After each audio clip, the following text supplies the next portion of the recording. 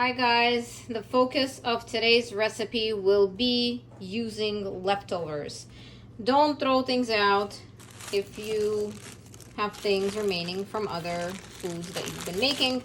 And this, for example, is some salmon skin that we actually had left over from the recipe of the salmon kebabs. So I didn't toss it. We're gonna make some soup from it. And these are some zucchini sticks that I have left over from our beef teriyaki. And these are some carrots that I have left over from my morning juice. Things are getting expensive. Gotta use those leftovers.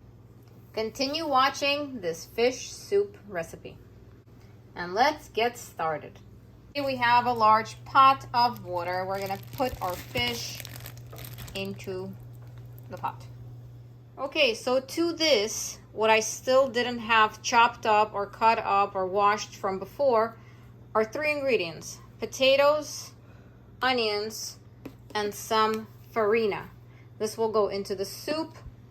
And we're gonna begin. I'm gonna make smaller chunks from the zucchini. I'm just gonna cube it like this. Make slices of carrot, cut up the potatoes, and put this in. And everything's gonna come together nicely. Putting my onion in. I like to infuse the flavors rather than chopping it up and having it in there.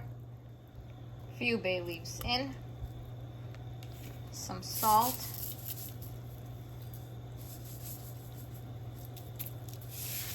Okay, the water is boiling, so we're gonna put our carrots and potatoes in.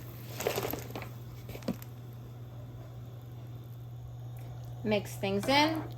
I don't cook my soups for very long. Only until the vegetables are tender. At this point, I see the readiness of the fish is pretty much good already. If I cook it for too long, it's gonna be, especially for fish soup, it's gonna smell too fishy. I like it very light. So once this has a few minutes, we're gonna add the remaining ingredients and we're gonna turn it off.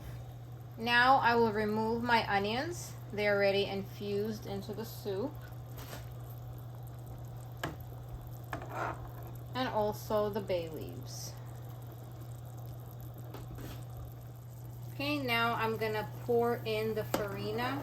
As you're doing it, keep mixing so it doesn't form little clumps inside your soup. Don't overdo on this so it doesn't become all mushy inside. It just has to flow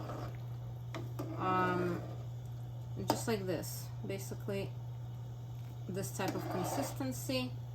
It will thicken a little bit, but make sure it's not too much. Last step, I'm putting in zucchini. I do not like mushed zucchini, so as soon as I'm putting this in, I will turn off my soup. It will have a chance to finalize the cooking process in the hot water. Lastly, you cannot have fish soup, or as we call it, uha, without some dill.